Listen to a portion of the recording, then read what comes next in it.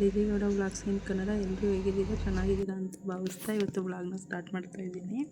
ಇವತ್ತು ದೊಡ್ಡ ಮಗಂದು ರಿಯಡ್ಮಿಷನ್ ಇತ್ತು, ಅದಕ್ಕೋಸ್ಕರ ಸ್ಕೂಲ್ ಹತ್ರ ಹೋಗಿದ್ವಿ. ಅಲ್ಲಿಂದ ಬಂದು ಅಡುಗೆನ ಮಾಡ್ತಾಯಿದ್ವಿ. ಅಡುಗೆ ಒಂದು ಉಪ್ಸಾರು ಮುದ್ದೆನ ಮಾಡೋಣ ಅಂತೇಳಿ ಮಾಡ್ತಾಯಿದ್ದೀವಿ. ಮೊದಲಿಗೆ ಖಾರ ರುಬ್ಕೊಳ್ಳಿಕ್ಕೆ ಒಂದು ಜಾರಿ ಫ್ರೈ ಮಾಡಿರೋಂಥ ಒಣಮೆಣ್ಸಿನ್ಕಾಯಿ, ಬೆಳ್ಳುಳ್ಳಿ, ಜೀರಿಗೆ, 1 ಸ್ಪೂನ್ ಮೆಣಸು ಮತ್ತು ಹುಣಸೆಹಣ್ಣು, ಕಾಯಿ ತುರಿ, ಕೊತ್ತಂಬರಿ ಸೊಪ್ಪು ಮತ್ತು ರುಚಿಗೆ ತಕ್ಕಷ್ಟು ಉಪ್ಪನ್ನ ಹಾಕಿ ಖಾರ ರುಬ್ಕೋಬೇಕು. ಮುಂಚೆನೇ ಹುಳಿಕಾಳನ್ನ ಉಪ್ಪು ಸೇರಿಸಿ 3 ವಿಜಲ್ ಕೂಗಿಸಿಟ್ಟಿದ್ದೀನಿ. ಅದೇ ನೀರನ್ನ ತೊಗೊಂಡು ಇವಾಗ ಖಾರ ರುಬ್ಕೊತಾ ಇದ್ದೀನಿ. ಖಾರ ಫುಲ್ಲು ನುಣ್ಣಗೆ ಪೇಸ್ಟ್ ಮಾಡಿ ಎತ್ತಿಟ್ಕೊತಾ ಇದ್ದೀನಿ. ಖಾರನ ಬೇರೆ ಬೌಲ್ಗೆ ತೆಗೆದಿಟ್ಕೊಂಡು ಮತ್ತು ಅದೇ ಜಾರನ್ನ ತೊಳೆದು ಸಾಂಬಾರನ್ನ ಹೆಚ್ಚಿಸ್ಕೊಳ್ಬೇಕಾಗುತ್ತೆ.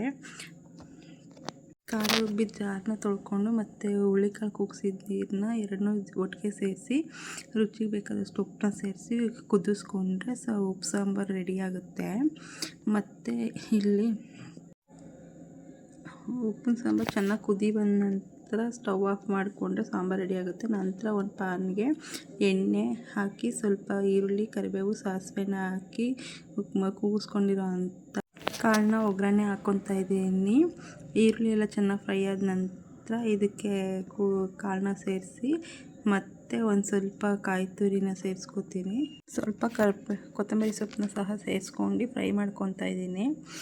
ಫ್ರೈ ಮಾಡಿ ಎತ್ತಿಟ್ಕೊಂಡ್ರೆ ಕಾಳು ಪಲ್ಯ ರೆಡಿ ಆಗುತ್ತೆ. ಮತ್ತು